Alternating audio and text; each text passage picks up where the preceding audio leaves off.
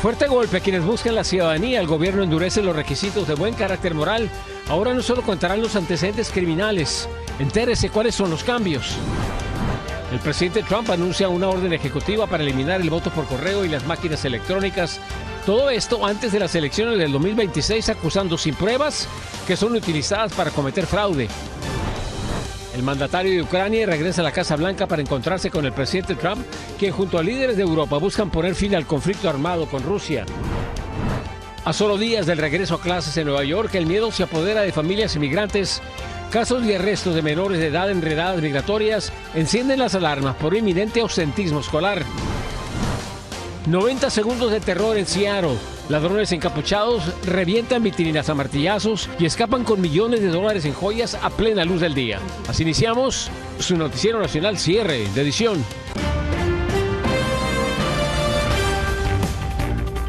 ¿Qué tal? Muy buenas noches. Bienvenidos a su noticiero nacional cierre de edición. Gracias por iniciar su semana con nosotros. Les informa José Armando Ronstadt. Iniciamos con lo siguiente, con un cambio que impactará a miles de inmigrantes. El gobierno federal endureció los requisitos para obtener la ciudadanía. A partir de ahora se va a evaluar no solo la ausencia de delitos, sino también aspectos como historia laboral, vida comunitaria y cumplimiento de obligaciones familiares y fiscales. Fernando Mejía nos tiene más en el siguiente reportaje. Cada año el gobierno estadounidense otorga la ciudadanía a entre 600,000 y 1 millón de personas. Los requisitos hasta este momento eran sencillos: ser una persona con buen carácter moral y un examen sencillo de inglés básico e historia. Ahora, ser una buena persona moral dependerá de muchas cosas. Yo pienso que este cambio va a abrir las puertas para mucho abuso de parte de los oficiales de migración. Es muy subjetivo. Estos serán los nuevos requisitos de buena moral que se tomarán en cuenta: el comportamiento del extranjero, su adhesión a las normas sociales y las contribuciones positivas que demuestren su carácter moral. Ahora, ¿cuáles son esos factores positivos que se evaluarán? Bueno, la participación sostenida en la comunidad, el cuidado de familiares y vínculos con Estados Unidos, el nivel de estudios, historia de logros laborales, duración de la residencia legal, obligaciones fiscales y responsabilidad financiera. Una cantidad impresionante de requisitos adicionales, lo que hará más difícil la naturalización para todo el mundo, porque el objetivo es que la gente se intimide tanto que no pida la ciudadanía. Para algunos inmigrantes la ciudadanía es algo inimaginable cuando están metidos en medio de la incertidumbre por buscar al menos una forma legal para estar en el país. Con que nos renueven el TPS o llegáramos a una residencia, eso ya sería un alivio para nosotros. En el memorándum se les dice a los que entrevistan a la gente que la ciudadanía es lo máximo y que solo se le debe entregar a los mejores. Esto va más que solamente comprobar buena conducta moral. Eso también quiere manipular y restringir la manera qué tipo de presidente va a ser elegido en 3 años y medio. En el documento queda claro, como ha ocurrido en el pasado, que inmigrantes quedan automáticamente descalificados si han cometido algún crimen grave, como un homicidio, asalto con agravantes o cualquier delito que involucre violencia. Fernando Mejía, Noticias Estrella TV. Finalmente regresaron a Texas los legisladores demócratas que dejaron el estado en protesta por una redistribución de los distritos electorales que favorecen al Partido Republicano. La Casa de Representantes del estado de Texas finalmente obtuvo el número de congresistas necesarios para iniciar este proceso. En total, 120 estuvieron presentes. Se espera que el próximo miércoles reinicien las legislaciones. Sin embargo, aún prevalece la orden de arresto civil para los demócratas que bloquearon al Congreso estatal durante las últimas semanas. Y el presidente Donald Trump planea una orden ejecutiva para eliminar el voto por correo. Esto es lo que sabemos. El primer mandatario también busca eliminar las máquinas de votación electrónica, todo antes de las elecciones legislativas del 2026. Aunque no hay pruebas de irregularidades en el uso de estos métodos de votación, Trump asegura que son corruptos. With paper ballots, you have the results that night. Most people, many countries use paper ballots. It's the most secure form. So between paper ballots, very, very important, paper ballots, and I think maybe even more important, the mail-in voting. We're going to end mail-in voting. It's a fraud. Según estadísticas de votantes, quienes más usan este sistema de voto por correo son los votantes demócratas. Expertos prevén que la orden ejecutiva sea impugnada en los tribunales. Y durante su visita a la oficina oval, el mandatario de Ucrania, Volodymyr Zelensky, fue cuestionado sobre la dificultad de realizar elecciones en su país a causa de la guerra con Rusia. El presidente Trump intervino y en tono de broma planteó la hipótesis de que una circunstancia similar podría permitirle permanecer en el poder más allá del vencimiento de su mandato. So you say during the war you can't have elections. So let me just say 3.5 years from now. So you mean if we happen to be in a war with somebody, no more elections? Oh, it's good. I wonder what the fake news is. Esta no es la primera vez que Trump pone sobre la mesa la idea de un tercer periodo en la Casa Blanca. Y para hablar más sobre los planes del presidente Donald Trump de cara a las elecciones intermedias del 2006, se encuentra con nosotros el analista político Ricardo Brown. Ricardo Brown, welcome back. Qué bueno que está con nosotros de regreso. Muchísimas gracias. Glad to be back. Los planes del presidente de cambiar las reglas electorales, ¿qué significan para nuestras comunidades y para los votantes demócratas? Yo creo que las Cortes no van a admitir eso. La Constitución está muy clara. Son los estados individualmente, cada uno de los 50 estados, los que establecen las reglas de votación. Eso no puede ser cambiado a través de una orden ejecutiva. No lo digo yo, ese es el consenso entre los expertos legales. El presidente dice de que este sistema es corrupto, pero ¿ofrece prueba alguna de que así es? No. Después de las elecciones del 2020, el presidente y sus partidarios, es decir, el Partido Republicano, acudieron a los tribunales alegando que había ocurrido un fraude masivo. Hubo algo así como 60 fallos en los que participaron unos 90 jueces federales, algunos estatales también, porque hubo demandas estatales, y no hubo un solo caso en que una corte estableció que hubo fraude. No hay prueba de fraude masivo perpetrado a través del voto por correo.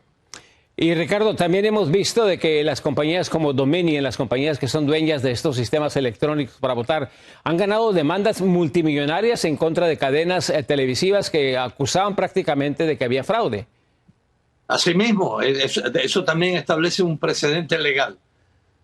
En el caso de los republicanos, lo que estamos viendo, la redistribución de distritos, cambiar reglas electorales, todo eso con el fin de permanecer en el poder o disminuir así la presencia de demócratas en el Congreso. El margen que tiene la mayoría republicana en la Cámara de Representantes en estos momentos es mínimo. Hay 220 republicanos, 211 demócratas, con 4 escaños vacantes debido a una renuncia y 3 muertes. Esa es una mayoría muy pequeña. Yo creo que el Partido Republicano y el presidente Trump desean ampliar esa mayoría en las próximas elecciones, pero eso, por supuesto, depende de los votantes. Y como bien dices tú, Ricardo, subrayamos que las reglas electorales en realidad están en control de cada estado y no por parte del gobierno federal. Pero hablando del gobierno federal, ¿qué te pareció la visita de todos estos dignatarios europeos junto con Zelensky en la Casa Blanca con Donald Trump sobre una supuesta búsqueda de paz entre Ucrania y Rusia? Bueno, me parece que es positivo que el presidente Zelensky y los 7 líderes europeos que la acompañaron, The Magnificent Seven, ya les están diciendo, expresaron optimismo después de la reunión. La cumbre del pasado viernes había generado otro tipo de impacto, de impresión.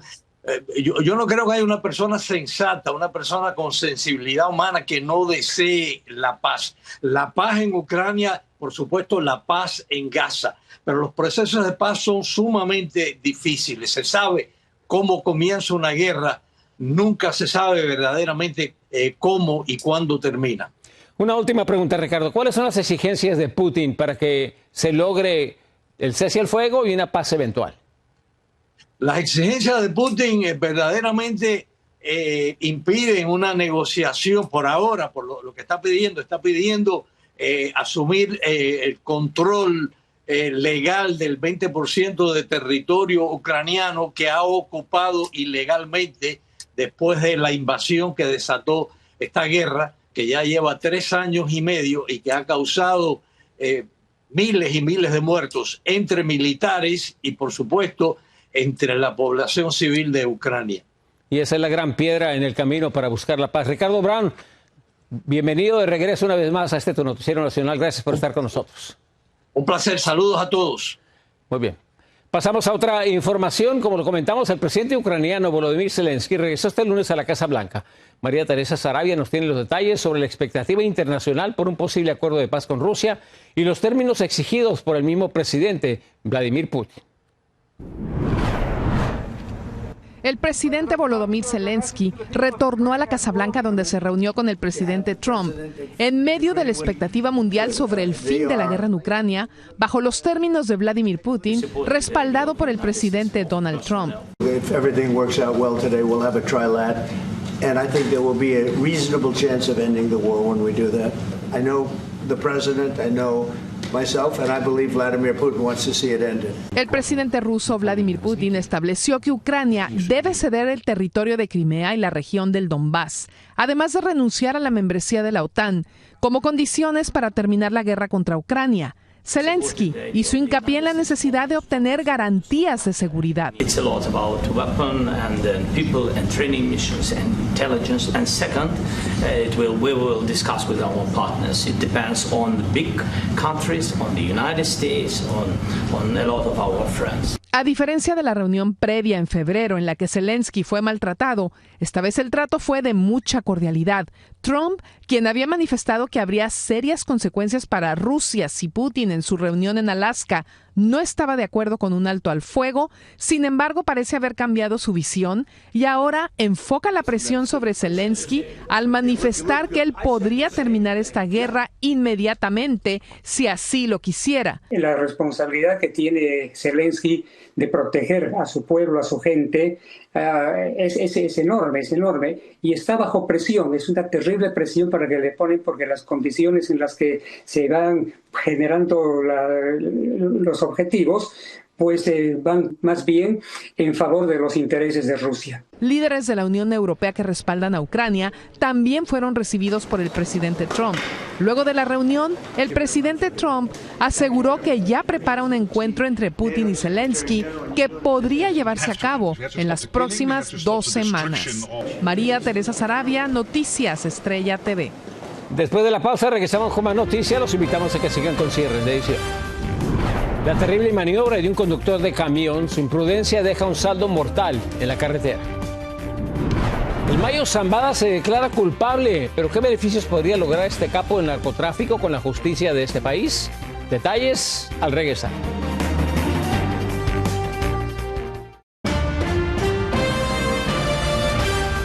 En San Bernardino, California, un incidente entre agentes de ICE y un conductor pudo terminar trágicamente. Hey, you can't do that.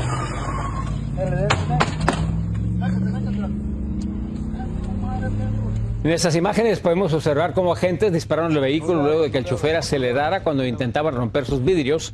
El Departamento de Seguridad Nacional asegura que los disparos se realizaron en defensa propia después de que 2 de los agentes fueran supuestamente golpeados por el vehículo. Sin embargo, no ofrecieron más información. El vehículo quedó marcado por los impactos de bala y por fortuna nadie salió herido. Y el conductor de un tractocamión causó la muerte de 3 personas en una autopista en Florida. Ve estas imágenes. El chofer realizó una vuelta en U ilegal y de pronto una camioneta se estrelló a un lado de su vehículo. Las autoridades informaron que Harshinder Singh, ciudadano de India, quien entró al país de manera irregular en el 2018, recibió 3 cargos de homicidio vehicular. Singh se encuentra en custodia de ICE y podría enfrentar una deportación muy pronto. Y a pocos días del regreso a clases, una niña de 7 años fue detenida junto a su familia en Nueva York por autoridades migratorias. Padres latinos viven con miedo y tristeza, cuestionando la seguridad de enviar a sus hijos a la escuela. Pasamos a Nueva York. Ángela González nos tiene reacciones. A pocos días de que inicien las clases, una menor de 7 años matriculada en una escuela de Queens, Nueva York, fue detenida por las autoridades migratorias junto con su hermano Manuel de 19 años y Marta, la madre de ambos, cuando se reportaron a una cita de inmigración en el 26 Federal Plaza. La familia de origen ecuatoriano fue separada al día siguiente. Marta y su hija fueron enviadas a un centro de detención que recién abrió en Texas, mientras Manuel fue enviado al centro de detención de Lanning Hall en Newark. Lo único que se puede exigir a ICE es que se respeten los acuerdos que se han establecido previamente a través del acuerdo extrajudicial de Flores, por ejemplo, que protege a los menores no abandonados y que obliga a que si es que se va a tener a un menor en detención, que sea por el periodo más breve posible y con las condiciones obviamente de salubridad, de higiene, educación y cuidado que puedan otorgarse. Este es el primer arresto que se conoce públicamente de una menor. Sin embargo, según los datos de arrestos de ICE obtenidos por el proyecto de datos de deportación, la oficina local de la ciudad de Nueva York arrestó a 48 menores en junio y julio, y de estos 32 ya han sido deportados. Padres de familia hispanos se muestran preocupados de enviar a sus hijos a la escuela. Yo sé que no está bien. Yo me moriría si fuera a mí que me quitaran a mis hijos así. Una portavoz del Departamento de Educación dijo: las escuelas públicas de la ciudad de Nueva York apoyan a nuestros estudiantes y nos comprometemos a apoyar a cada niño y familia de nuestro sistema. Los animamos a que sigan enviando a sus hijos a la escuela donde son cuidados y valorados. La escuela de la menor envió una carta a las autoridades migratorias sobre el impacto del arresto de su estudiante, mientras abogados intentan evitar que ella y su familia sean deportados. 2 otros hijos de Marta que no tenían cita en inmigración permanecen en su vivienda en espera de conocer cuál será el destino de su familia. Desde Nueva York, Ángela González, Noticias Estrella TV. Continuamos con más información desde Nueva York, donde un paquete sospechoso paralizó Times Square esta tarde. Las autoridades inmediatamente evacuaron el área y la circulación fue restringida por espacio de 1 hora mientras revisaban el paquete que fue dejado muy cerca de una estación de policía. Al final, se determinó que no tenía material peligroso, pero se detuvo toda la actividad de los negocios del área y estaciones del metro cercanos. Escuche esta información. Ismael El Mayo Zambada, ex líder del cártel de Sinaloa, sorprendió al informar que ha llegado a un acuerdo con la justicia de Estados Unidos y se va a declarar culpable a más de una docena de cargos de narcotráfico. Vicente Calderón nos tiene detalles y reacciones.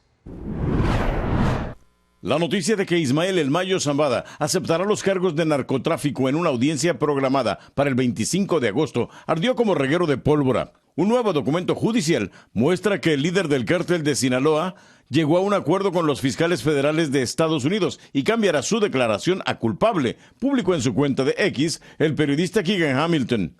En septiembre del 2024, alias El Mayo se había declarado no culpable de 17 cargos que le imputan en Nueva York. Hace meses que estaba negociando con el gobierno de los Estados Unidos, con su defensor, Frank Pérez. Y todo era para evitar una pena de muerte. Evitaría ir a un juicio que podría hacer pública sus estrategias que le permitieron operar durante décadas. Es un capo que nunca va a pagar mucha pena y estar encarcelado por mucho tiempo, por tantos años que estuvo en el narcotráfico. A principios de agosto, autoridades norteamericanas informaron que no buscarían la pena de muerte contra Zambada, quien dijo haber sido secuestrado por el hijo de su ex socio, Joaquín El Chapo Guzmán, quien lo entregó al gobierno estadounidense. Su captura desató la violencia en Sinaloa. Los hijos de Guzmán Loera, los Chapitos, se enfrentan al hijo del Mayo, causando cientos de asesinatos. En realidad ganó este juego del narcotráfico, porque si paga 10 años, eso es mucho. Declararse culpable parece ser una estrategia de negociación que ha favorecido a varios narcotraficantes de alto perfil capturados por el gobierno norteamericano, a pesar de que recientemente designó a varios de ellos como terroristas. En Tijuana, Vicente Calderón, Noticias Estrella TV.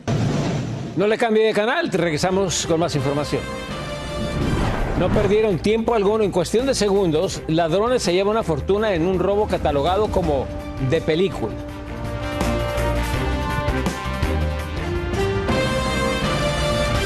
En Seattle, un audaz robo a plena luz del día dejó a la policía tras la pista de 4 ladrones enmascarados. En solo 90 segundos, los delincuentes irrumpieron en una joyería y se llevaron un botín valuado en más de $2 millones en relojes de lujo, diamantes y oro. Entre lo robado destaca un collar de esmeraldas de $125 y casi $750,000 en relojes Rolex. Los ladrones lograron escapar en un auto. Y en California, un hombre de 46 años sobrevivió tras pasar 2 días atrapado detrás de una cascada en el río Kern. Ryan Wardell practicaba rappel en la zona conocida como Seven Teacups cuando la fuerza del agua lo empujó y lo dejó aislado en una cueva. Tras una intensa búsqueda, un dron logró ubicarlo y un helicóptero de la patrulla de caminos lo rescató aún con vida. Wardell solo sufrió deshidratación y heridas leves.